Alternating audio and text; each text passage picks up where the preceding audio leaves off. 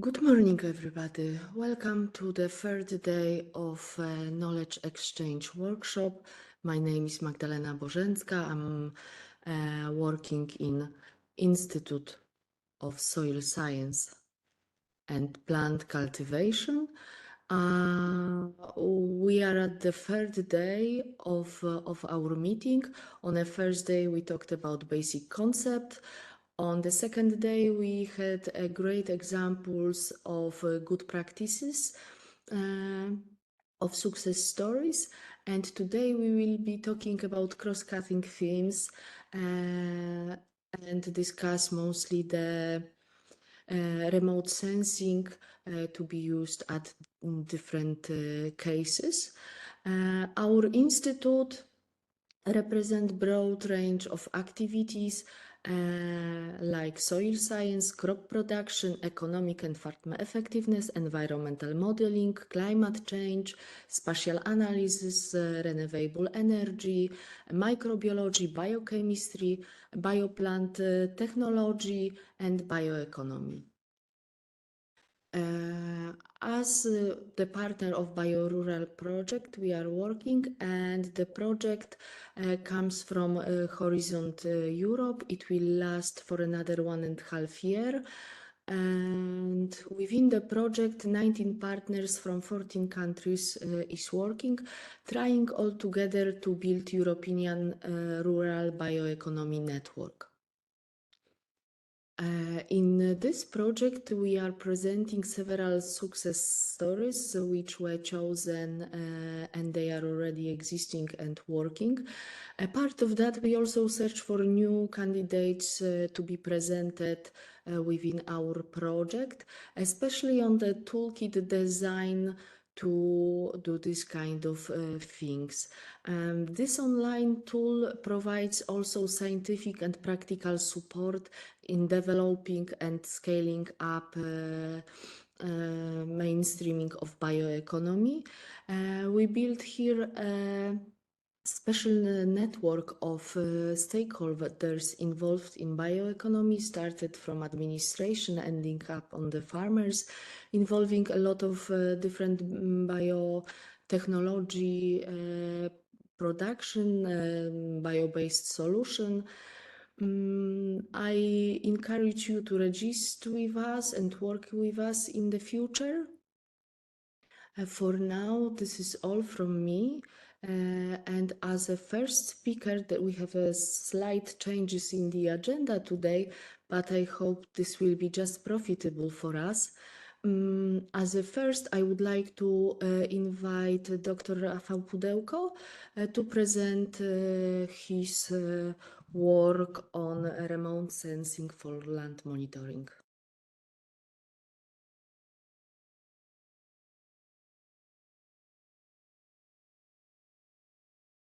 Rafał? Okay. Can you see me, Magda? We can see you, we can hear you. We just need your presentation now. Be full screen. Fine.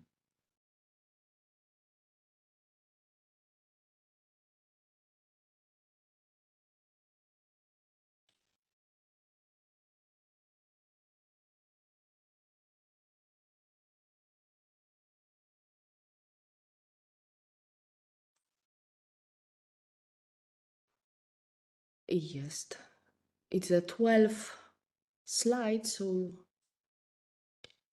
if you start from the second one, from the first one, we will be more than happy.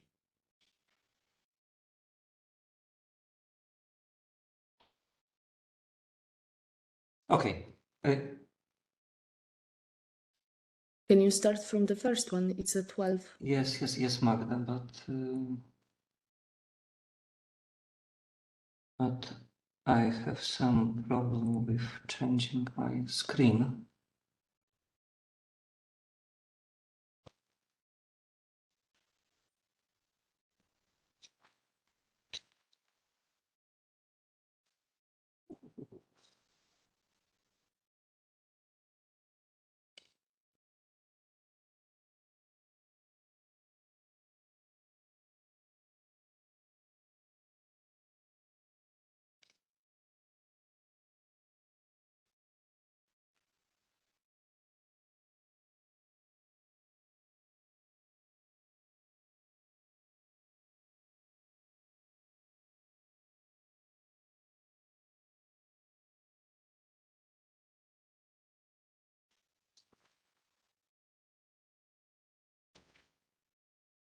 Mhm.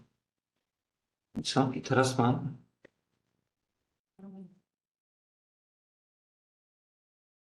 Ten.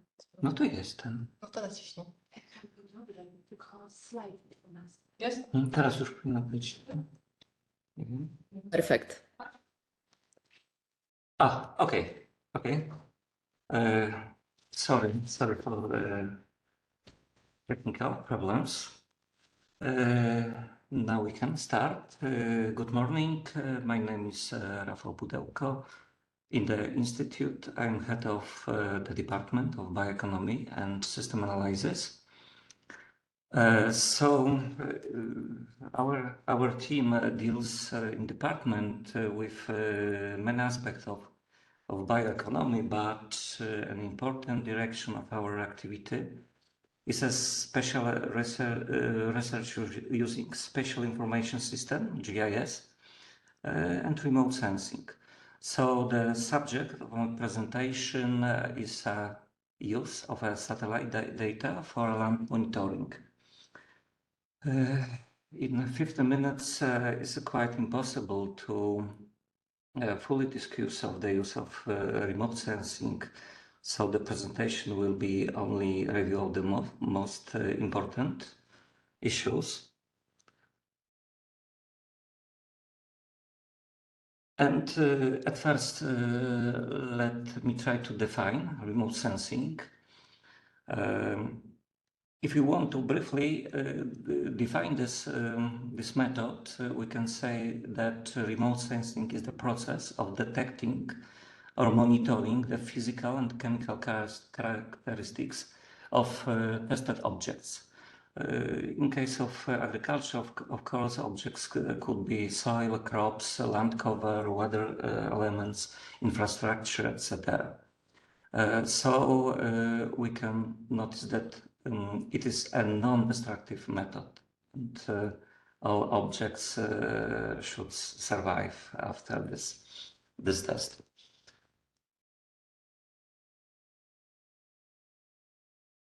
Oh, okay. Second slide, and the first slide.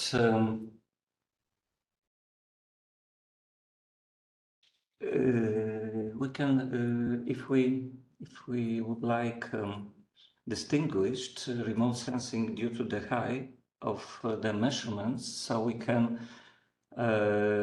separate four different kinds of observation. The first, the closest remote sensing is a terrestrial, where sensors are located on tractors, on the other agricultural vehicles. Next one is a low altitude with using very popular machine like drones. The next one, aerial, use observation from planes and much more higher altitude, about 7 kilometers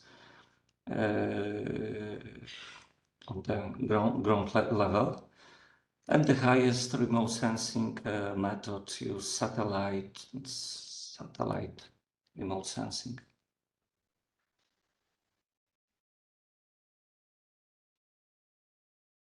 Remote sensing can be also distinguished due to the mode of the measurements.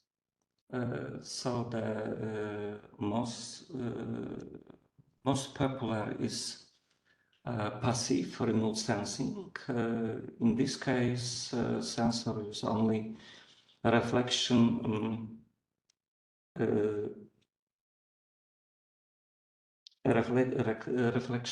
received from the objects, and much more advanced method is a active remote sensor, remote sensing, and in this case, sensor at first emit radiation, and in the second step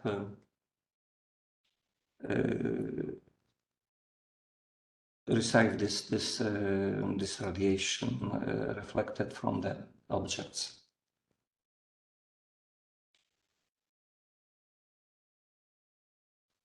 And resolution. Resolution is a crucial characteristic of images because this feature determined possibilities to testing our objects. So on this slide you can see three examples. From the left, very high resolution. That's image from Pleiades sensor with resolution of 2 meters. And you can see that all objects are very clearly visible on this image. We can distinguish parcels, buildings, even trees and bushes. The next example is a high resolution of 10 meters from Sentinel sensor. And as you can compare with the previous image, we can very similar possibilities, but in this case, image is much more affected by resolution. And the third example, middle resolution from MODIS sensor. In this case, you can see only pixels. So this slide could show you how resolution is important, and based on this, we can say that middle resolution is quite not useful in case of, for example, precision agriculture or the other studies of agriculture, rural areas. We can say that satellites see what we cannot see. Thanks to the range of observation that are not visible to the human eye, such as infrared or thermal range. So we can notice various traits in crops earlier, such as water stress or other diseases.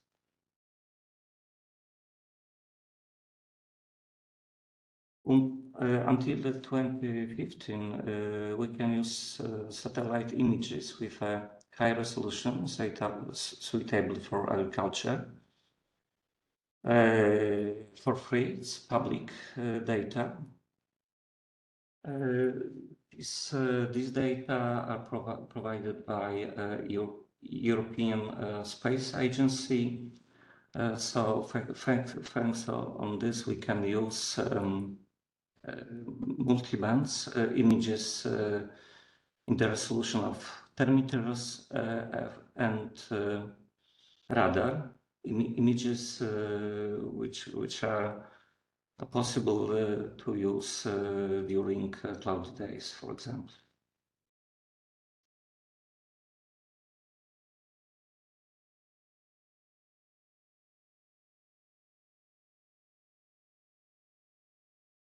So this data may be used for plant development monitoring, drought, flood, frost, hailstorm effects, and other diseases and problems. We can use satellite images for precision agriculture support, for land use and land use change mapping, and many more cases. So on the slide, you can see example of detection. It's example of low altitude remote sensing. Pictures was collected by using drones. So you can see marked area by red and yellow arrays. Red arrays marked very poor soil conditions and effect of this soil properties for plants. And by green arrows, you can see much more better soil and much more better conditions of plants.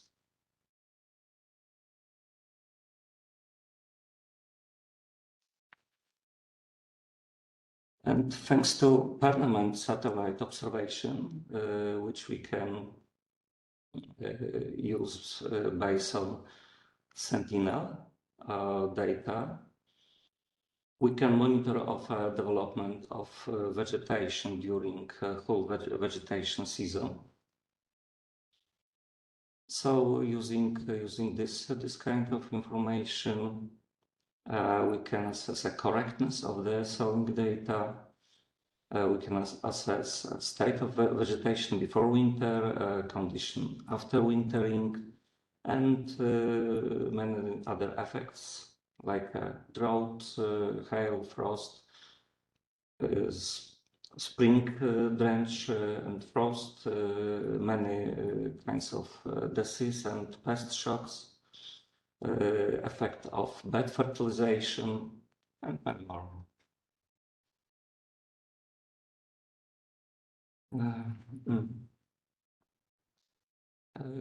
If you ask how remote sensing can help farmers, so we can answer that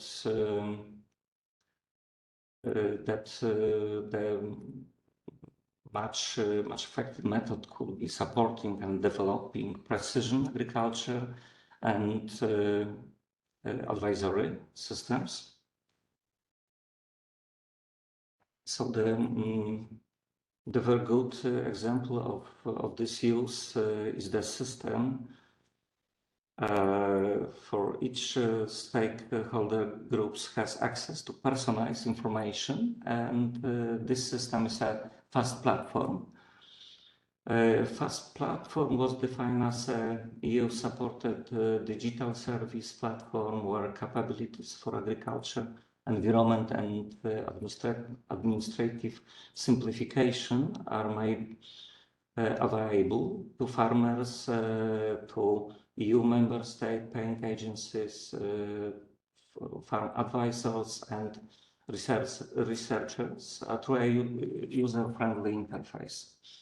As you can see, this interface is dedicated for mobile platforms and for desktop computers.